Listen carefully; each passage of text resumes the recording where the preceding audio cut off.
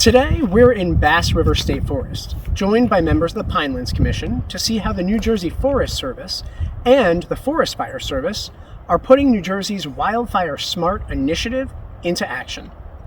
I'm Sean Latz-Hurrett, New Jersey's Commissioner of Environmental Protection. New Jersey Wildfire Smart stands for safety, mitigation, awareness, response, and training. Key principles guiding our efforts to protect communities from the growing threat of wildfires.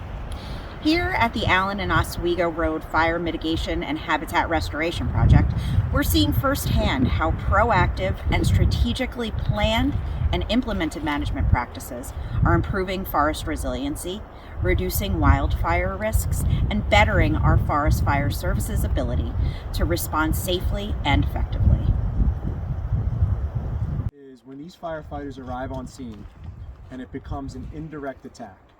And what we mean by that, as opposed to a direct attack, taking our truck and running through the woods and squirting water on it, an indirect attack is where we establish fire breaks such as this. In essence, we call it building a box, utilizing existing roads or fire breaks such as this. Sometimes it can be natural barriers, but more times than not, it's existing roads.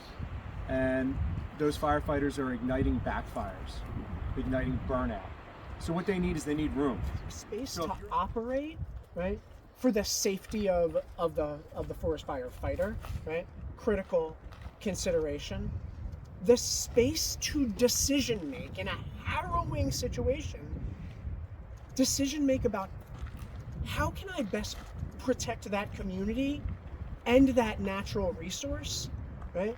When you're crowded out, you don't have the space to think of all of the factors and respond to them in a way that's going to be most protective of people, of natural resources, and of property, and of course, to the firefighters themselves.